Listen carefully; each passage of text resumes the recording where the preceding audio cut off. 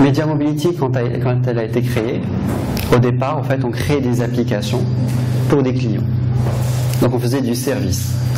C'est un petit peu, si je veux donner un parallèle, 10 ans plus tôt, pas mal d'entreprises créaient des sites internet pour des entreprises. Mais au bout d'un moment, le nombre de sociétés qui sont dans ce domaine se sont multipliés. Les revenus générés ont baissé.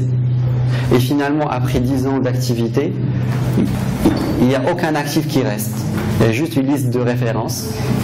Et puis les gens en fait commencent à s'ennuyer et ils font d'autres business.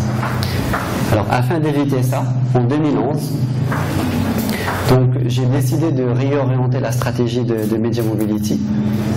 Et au lieu de rester un acteur qui fait du service, j'ai pris le challenge de devenir un éditeur logiciel.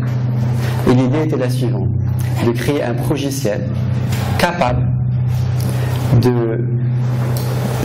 d'aider des gens, enfin des développeurs qui n'ont pas des expériences très avancées dans le mobile, à développer des applications mobiles natives et sur mesure.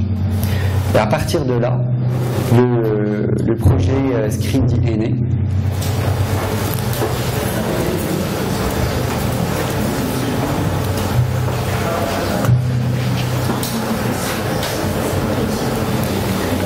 Donc, qu'est-ce que c'est Scrindy et quel est l'objectif de Scrindy?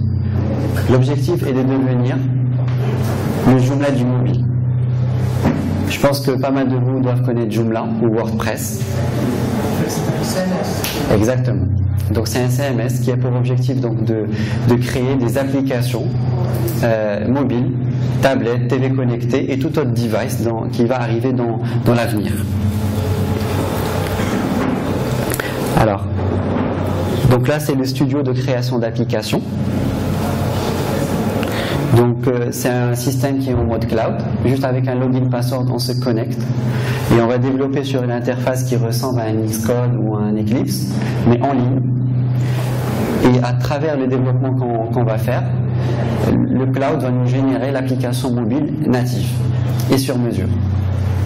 Donc avec ça, on peut toucher différents types d'écrans, à la fois des mobiles, des tablettes, des TV connectées et même des objets connectés. Une fois que l'application est développée, il y a tout un certain nombre d'outils analytiques qui sont proposés pour comprendre le comportement des utilisateurs, avoir des statistiques et envoyer des pushs. À l'heure d'aujourd'hui, on a à peu près développé une centaine de modules natifs, un petit peu comme les extensions ou les plugins qui existent sur Joomla ou WordPress. Plus il y a de plugins, plus la plateforme est capable de faire des applications diversifiées. Et on a eu la chance de gagner pas mal de concours, à la fois au Maroc, régionaux et même mondiaux. On a été classé parmi les 8 startups les plus innovantes au monde l'année dernière, avec CGI Logica, qui est l'une des plus grosses SS2I dans le monde, à peu près 60 000 salariés. Donc notre message est très simple, on crée des applications natives et sur mesure. Vous devez certainement connaître PhoneGap ou Titanium, qui sont deux plateformes leaders qui viennent des États-Unis. La problématique qu'on a sur PhoneGap, c'est que ça génère derrière des applications HTML5, donc c'est des fausses applications. Et aujourd'hui, 60% des développeurs dans le monde ont l'intention de quitter ce genre de plateforme parce que finalement, ça ne répond pas à leurs objectifs initiaux.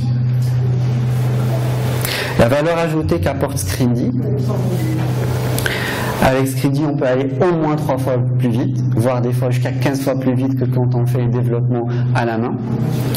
Elle est très simple à utiliser parce que le input est directement. Voici quelques clients qui utilisent aujourd'hui des applications développées par Scrindy. Donc on a des clients qui sont au Maroc, des clients en Europe, mais aussi des clients qui sont au Moyen-Orient, comme le gouvernement de Dubaï.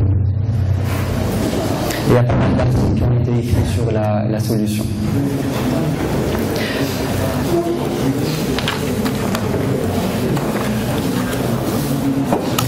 Alors, j'arrive à la dernière partie de ma présentation.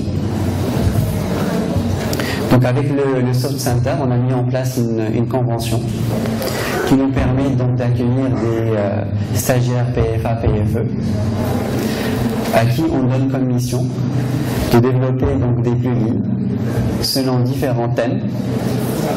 Alors parmi les thèmes aujourd'hui qui sont intéressants est le thème du monde des objets connectés,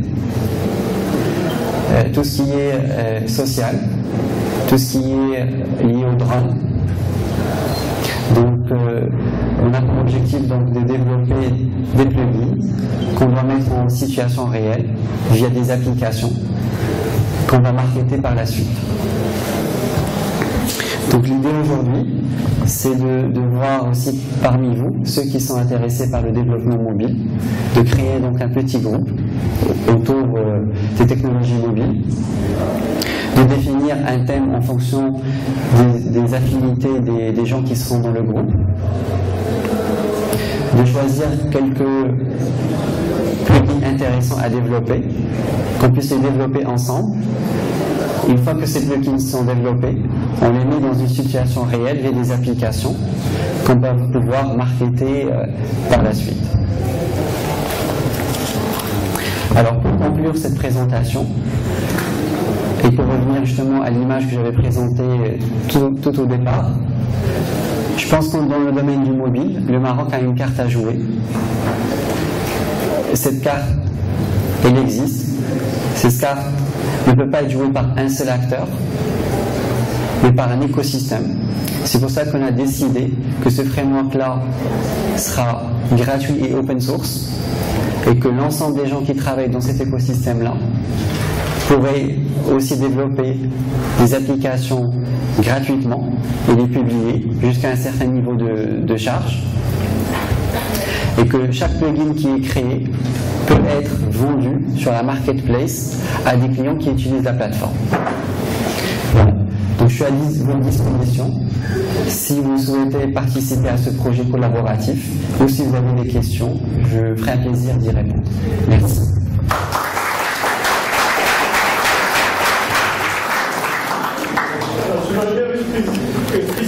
Pas parce qu'on va ouvrir gratuitement et qu'on peut développer gratuitement qu'on ne peut pas gagner de l'argent. C'est justement dans ce business model qu'on va gagner dans l'avenir et c'est un investissement sur le futur.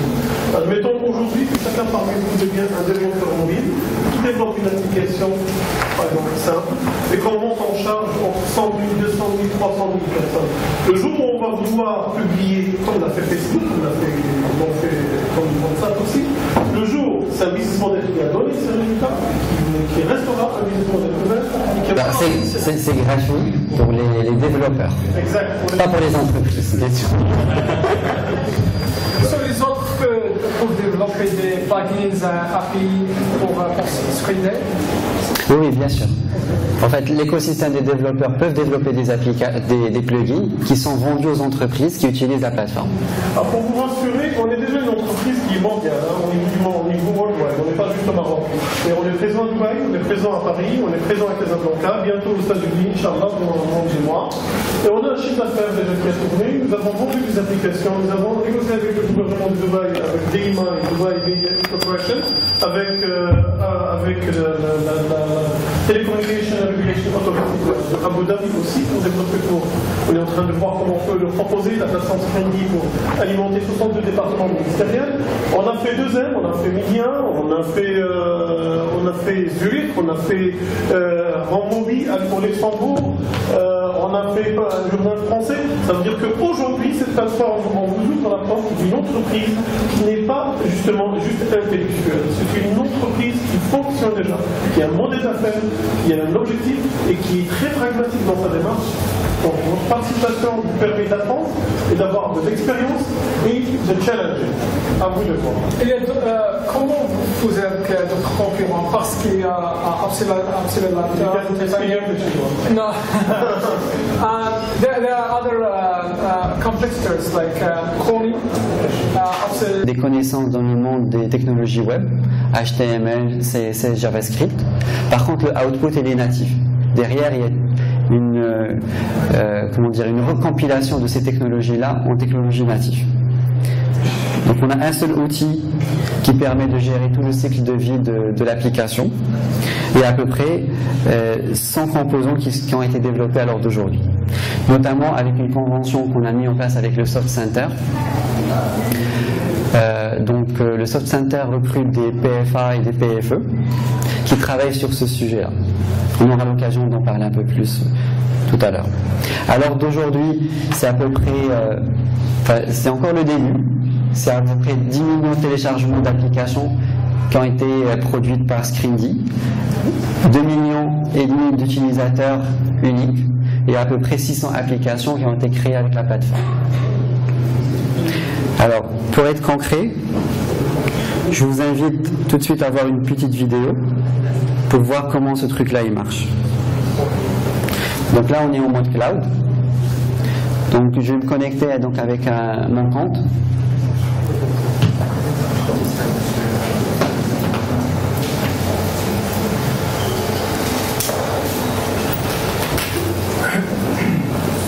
Et je vais créer une petite application très simple. Et l'idée, c'est de vous montrer le process, comment on crée les applications. Donc là, je crée une application à partir d'un modèle vierge.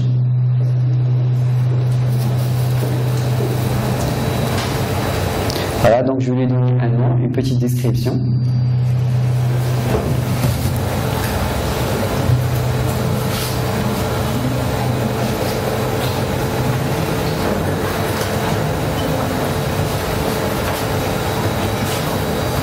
Voilà, et à partir de là, je vais commencer à créer l'application. Donc je peux utiliser le mode drag and drop pour les débutants, mais je peux aussi utiliser le mode code. Donc là, je glisse un composant qui est un label que je vais personnaliser. Instantanément après avoir enregistré ma modification, je peux voir le rendu sur les différents émulateurs web, iPhone, Android. Je peux aussi voir le métalangage qui est généré derrière. Après, donc pour installer l'application sur mon device, c'est aussi très simple. Il suffit donc de cliquer sur le bouton Download qui va me permettre de sélectionner donc dans un premier temps le support, mobile, tablette, TV connectée, la plateforme, le mode. Et puis le cloud va s'occuper donc de générer un code, de le compiler, de le packager et de le mettre à disposition de l'utilisateur via un code barre ou un lien qui va scanner et il va avoir instantanément l'application sur son téléphone. Donc ça, c'est le process de création d'application qui a été simplifié d'une manière très poussée, parce qu'entre les problématiques du client et les problématiques du fournisseur, et entre les deux, ça devient très difficile à gérer.